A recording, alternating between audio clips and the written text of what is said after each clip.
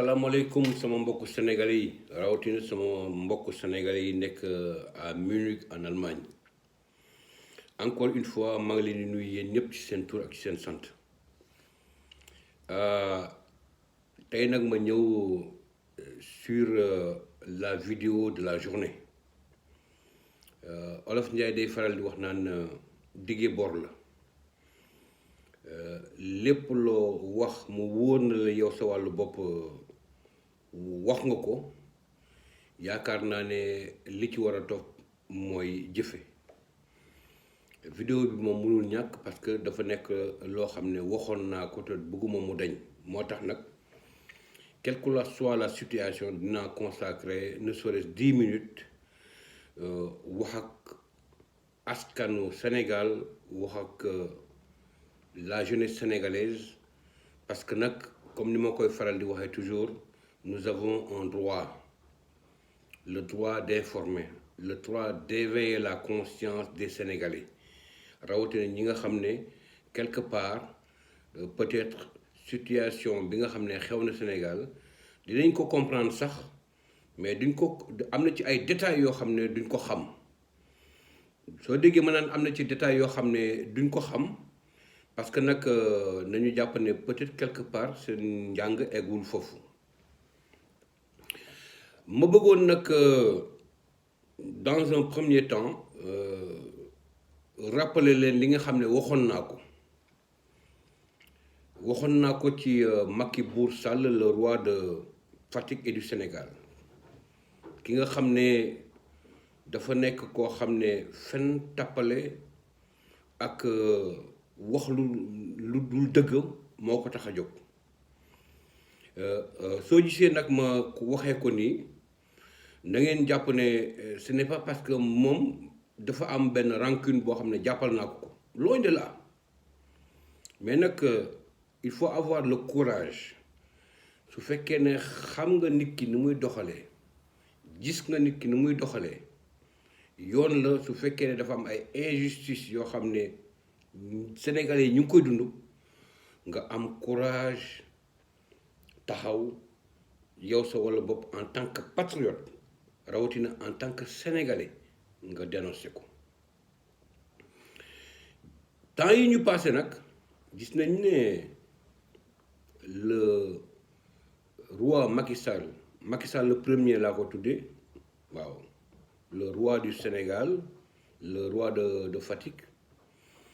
ki nga xam ne c'est le préfet de la France parce que il ne reçoit que des ordres de la France génn na fi wax ak sëriñ si génn na fi wax ak jeunesse bi génn na fi mieux encore wax ak sénégalais yi naan la moom lu muy demander mooy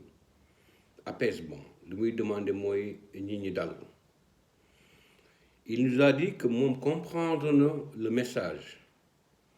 gis na ne tey ne sénégalais yi li tax ñuy génn di ñaxtu moom ci wàllu boppam dina ci jël saafara par rapport ak ñaan yi nga xam ne ñaan nañ ko ak moom ni mu gisee situation géopolitique boobu Sénégal ma leen di xamal encore une fois waa jooju muy Macky Bour Sall lu mu leen wax te newul ne leen ne Macky la tudd Sall la sant dafay fen waxul dëgg et d'ailleurs sax man su taxawoon sax personnellement ne ma man Macky laa tudd Sall laa sant man du ma ko gëm parce que nit koo xam ne yàlla dafa def nga xam ko gis fi mu jaar gis li muy def te nag nañu jàpp ne jëf rek mooy li tax nit ki ci wàllu boppam xam ne doomu aadama bi def na teguwul dara ci yoon kooku mënu la wax dara nga gëm ko je reviens encore moom apaisement la woote mais dama bëggoon peuple sénégalais yi xam ne jusqu'au moment où je vous parle Macky Sall ci wàllu boppam mu ngi arrêté mu ngi joxe ndigal ñuy arrêté manifestants yi autant pour moi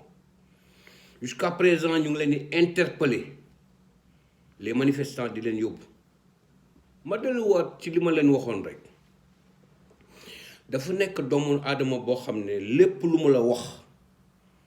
na nga jàpp ne contraire bi lay def lépp lu mu la wax contraire bi lay def dafa nekk nit boo xam ne dafa amul respect ci doomu aadama li muy wone en réalité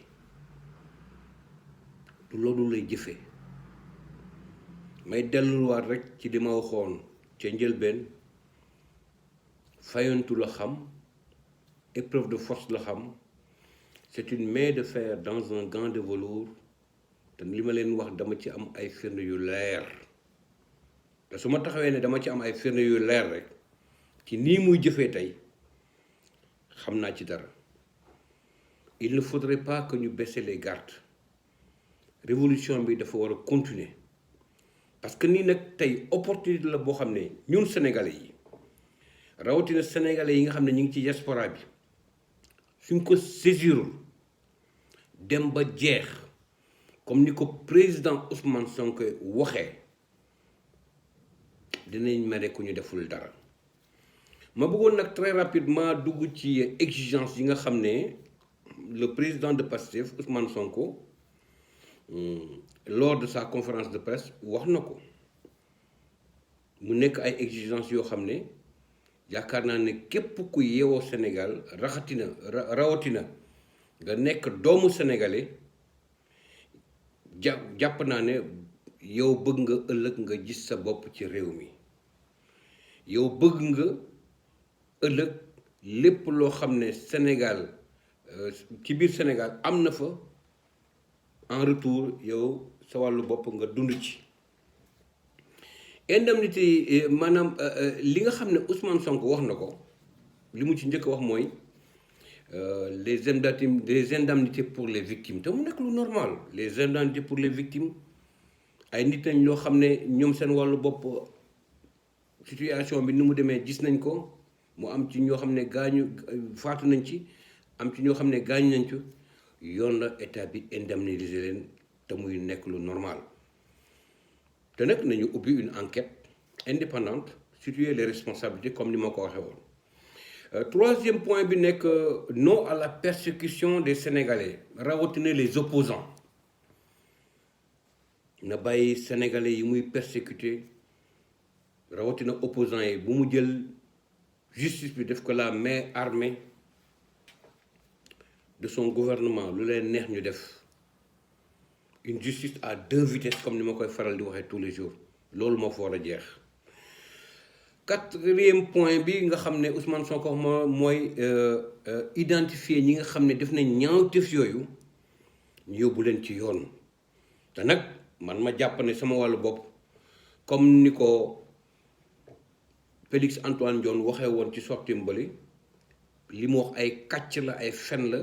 naan dafa am ay terroristes wala des forces obscures ñoo taxaw na bàyyi kàccam yi parce que loolu amul. Cinquième point bi créer conditions yi nga xam ne daf ñuy permettre ñu dem pour des élections transparentes muy les élections législatives parce que nag ñi nga xam ne nag ay député lañu rawatina maire yi xam nga maire yi sax ñoo tax may wax tey ñëpp xam nañ ne naka sa dul noonu la parce que seen mandat jeex na bu yàgg. waaw na organiser aussi en sixième position les élections ni mu gën a gaawee te li mu wax dëgg la daf ko war a organiser lépp jaar yoon Sénégal yi tànn ñi nga xam ne ñoo leen doy ñu diriger seeni commune te loolu nag yaakaar naa ne sénégalais bu nekk rawatina ñi nga nekk ci diaspora bi xam nañ ne loolu moo normal lu ne fàng nag kenn du ko jeex nañu waxante dëgg te yàlla tax. toog nekk maire xamuñu kañ ngay jeexal loolu nag ci gouvernement ci régime Macky Sall rek la amee ñu mu ne en septième position nañu rendre les droits civiques et politiques à Khalifa Ababacar Sall ak Karim Wade lu normal la loolu mu wax parce que nag dañ leen xañ seen àq ak seen yelleef te nag ni ñu leen ko xañee dañ koo tegul ci dara lu dul des complots purement politiciens nañu waxante dëgg ñoom gagné nañ ci institution yi nga xam ne yu mag lañu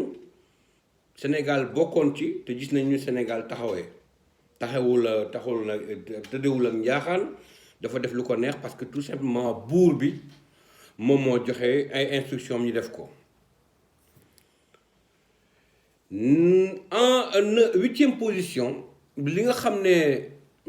wax na ko nee na il faudrait nag buur bi le roi de Fatick le roi du Sénégal génn xamal nañu ne il ne sera pas candidat en 2024 dañu ne nul ne peut faire 2 mandats consécutifs kenn mënul def ñaari mandat yu toftal xanaa loolu leer na kon nag Macky Sall li lay war a suuli dañ la koy ñaan ñun ñi nga xam ne ñi ngi ci diaspora bi rawatina sénégalais yi nekk Sénégal bul taal Sénégal moomuloo ko yàlla may na la nga toog tey def nga 9 ans 2024 nangul nañ la ko bien que tu n'es pas légitime nangu nañ ne yaay président bu Sénégal defal sa mandat mu jeex nga dem su fekkee ne yaakaar nga ne mënuloo continuer nga démissionner ñu organiser ay élection transparente képp ku bëgg bokk samp ca ndënd Sénégal jëm kanam loolu rek lañ lay ñaan yow Macky Sall Macky Bour Sall le roi de Fatick et du Sénégal ma bëggoon aussi en 9e point wax li nga xam ne Ousmane Sonko wax na ko muy sur cette forte mobilisation bu ñu bàyyi révolution bi mu ngi soog a commencé bis bu ñu baisser les bras bis bu ñu bàyyee Macky Sall yaakaar na ne li mu ñu wax dëgg la ni mu koy waxee noonu la koy jëfee billaahi waxoon naa ko dinañ mele ku ñu deful dara parce que il est en train de reculer pour mieux sauter te bis bu dalee ci kaw Sénégalais yi rek di ngeen xam ne yàlla julli la santaane. Encore une fois mu nekk 9 points yoo xam ne bëggoo tey dama jàppoon ne war naa ci waxtaan ak Sénégalais ñi bàyyi ci xel. Vive la révolution, vive un changement pour un Sénégal boo xam ne suba ñëpp dinañ ci gis seen bopp. maa ngi leen di sant di leen gërëm Alexandre Niang depuis Allemagne Munich jërëjëf.